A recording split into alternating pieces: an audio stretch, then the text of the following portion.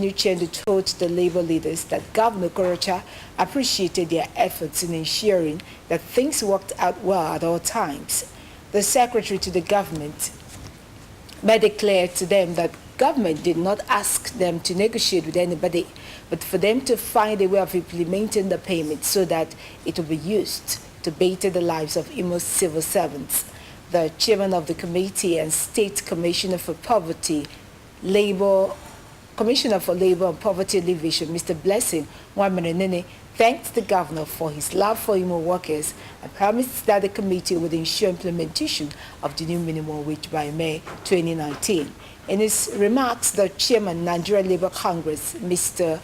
Austin Chilakpo, assured the state government and Imo workers of his determination to ensure that the new minimum wage implementation starts by May 2019 as promised by the state government during this year's May Day celebration. A 3-day free health check program for Imolites and other citizens organized by the Dr. Save a Life Foundation in partnership with Nigeria Association of Royal Traditional Rulers, Imo State Chapter holds in Owerri from Friday 10th of May 2019 at Imo International Convention Center, IICC. The president of the foundation, Dr. Richard Okoye, in a chat with IBC correspondent Godwin Noram, said that the foundation was a non-governmental organization with the vision of giving health care to the people of Africa through information dissemination. He said that ignorance kills, adding that most deaths and pains a lot of people suffer these days are rather preventable and treatable. Dr. Okoye maintained that it was on that basis that the operation stopped preventable deaths and pain, and the society program was being organized. He expressed regrets that many people lose their lives due to their inability to do what they ought to have done to receive early treatment. Dr. Okoye therefore urged the public to avail themselves of the opportunity of the program, adding that the seminar would commence at the Imo International Convention Center from noon on Friday 10th by 8 a.m. on Saturday and 2 p.m. on Sunday 12th of May 2019. It disclosed that the free health check would focus on diabetes, infertility, arthritis, all forms of cancer, and other health issues. Dr. Okoye said that at the end of the program, about 50 people with diverse health ailments will be selected for treatment.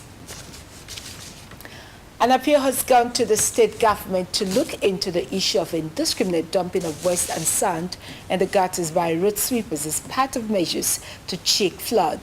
The callers on Orient FM audience participatory program Matters Horizon said that this, while discussing what can be done to keep the gutters drainages safe from blockade by sand and waste, they urged the government to provide vehicles and equipment for the road sweepers to assist them carry out proper sanitation on the roads, as well as supervise them at different locations where they sweep.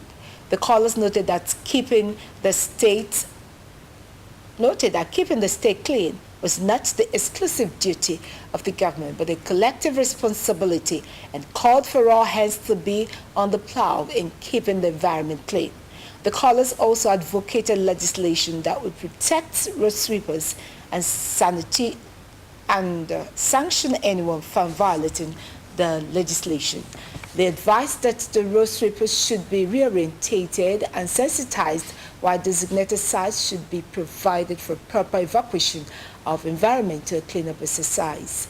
They called on Imo Environmental Sanitation Commission to be up and doing and ensuring that the sweepers do their work effectively. President Muhammad Buhari on Wednesday inaugurated the Northeast Development Commission, EEDC. The commission also gets 10 billion naira take-off grant, which is already captured in the 2019 budget. The Senate in October 2016 passed the bill for the establishment of the Northeast Development Commission to coordinate the rebuilding of the insurgency-ravaged Northeast region of Nigeria. President Buhari assented to the bill on 26th of October 2017. The inauguration took place before the commencement of the weekly Federal Executive Council FEC meeting. The Commission had last month presented a budget of 55 billion naira to the Senate, out of which the grant of 10 billion naira is for humanitarian intervention. The Niger Delta Development Commission, NDDC, has said that Professor Nelson Birimberry-led management team is making much impact across the state in the Niger Delta region. This is as it appealed to social media practitioners in the region to assist in telling the outside world about the people-oriented programs and policies of the Commission. NDDC Acting Executive Director, Finance and Administration, Dr. Chris Oyerinda-Amadi, spoke yesterday in Port Harcourt during an interactive section with members of the All Progressives Congress APC New Media team. Dr. Amadi, who stated that the Commission was making conscious efforts to reach out to youths in the Niger Delta region, thanked the Minister of Transportation, Mr. Rotimi Amechi, for finding him worthy to be recommended to President Muhammad Buhari for appointment. 8 European countries have called for an ambitious strategy to tackle climate change and to spend a quarter of the entire EU budget on fighting it. The joint statement says the EU should have net zero greenhouse gas emission by 2050 at the latest. It was signed by France, Belgium, Denmark, Luxembourg, Netherlands, Portugal, Spain, and Sweden. The group says their plan can go hand in hand with prosperity and set an example for other countries to follow. The position paper comes ahead of a major summit of European leaders in Romania beginning on Thursday, which will discuss the future of Europe and the EU strategy for the next 5 years. But not everyone is on board. There are 28 countries in the EU, and several of those absent from the joint position statement are significant players, including Germany. Officials say that at least 8 people have been killed in an explosion outside a major Sufi Muslim shrine in the Pakistani city of Lahore. 5 police officers are reportedly among the dead. A police van was the prime target, authorities said. Police have described the blast as a suicide attack. It has been claimed by the Hizb-ul-Ahrar, a splinter group of the Pakistani Taliban. The explosion occurred near the dated Dabar Sufi Shrine, one of the oldest Sufi shrines in South Asia. The bloodshed comes as Pakistani Muslims mark the Islamic holy month of Ramadan. And that's the news Top Up on Orient Television.